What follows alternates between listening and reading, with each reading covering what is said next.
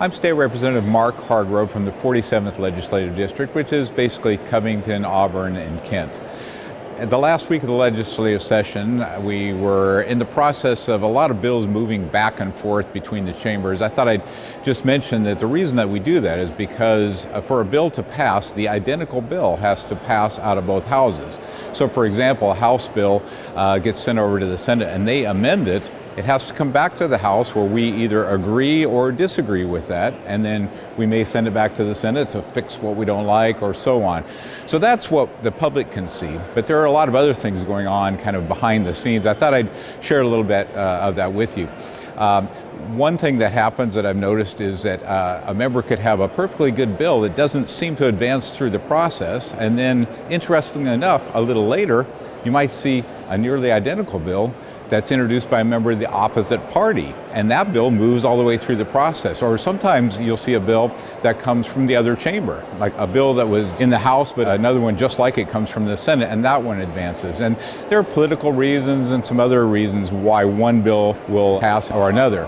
I kind of keep in mind that it's amazing what you can get done if you don't care who gets the credit. And so sometimes you just have to suck it up and appreciate that what you want to get done gets accomplished. Another example that's a little bit frustrating is that when bills get voted out of committee, they can get stuck in the Rules Committee. And the Rules Committee normally is able to pick the bills that are going to go to the floor to get a vote. I remember a Rules Committee meeting not long ago where 40% of the bills were on hold. The speaker had said, these ones can't move right now, and it's kind of a frustrating process too. And some of those bills are still there as we ended session.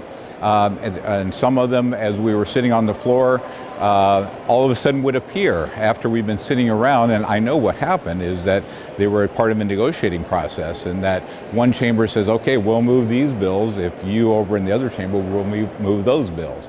So that's, again, just another part of the process. I was working on the Real ID bill, and I talked to the chair of the committee because I knew that she was talking with the chair of the Senate committee, Transportation Committee that is, on negotiating the final product. And it was interesting that she said, well, I'm not really involved in those negotiations. So it was a situation where that bill had been elevated to another level in the leadership and negotiations. So again, another behind the scenes thing. Another thing that can happen is if a bill doesn't get passed through the committee through the normal process, is it could still get essentially implemented into law because it gets included in the budget.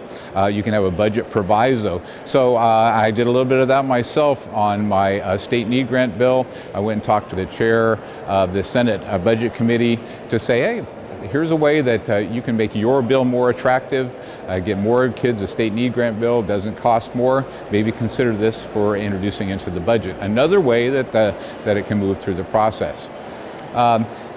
You know, the big deal, of course, is getting the budget passed, the operating budget. And it's frustrating that we are going into a special session to get that done. I think that we tend to think that the process just requires a majority of a mixture of Republicans and Democrats in the House agreeing with a majority of a mixture of Republicans and Democrats in the Senate. In practicality, what it really looks like is you need to get the majority party, in this case the Democrats in the House, to agree with the majority party in the Senate, which is basically Republicans. And to make that happen, it's really those two caucuses that have to come together.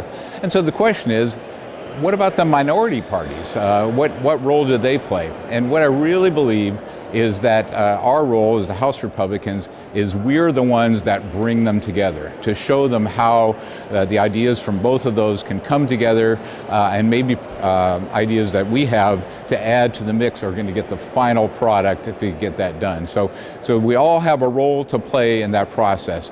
So that's just a little bit of the insight and how things go. There's maybe some good, maybe some bad about that. That's not my point of this, but just to explain that things are, there are things that go on behind the scenes that are a little different than we get to see. I'm hopeful that we're going to get things done. We're going to get a responsible budget, and then we'll finally wrap this all up.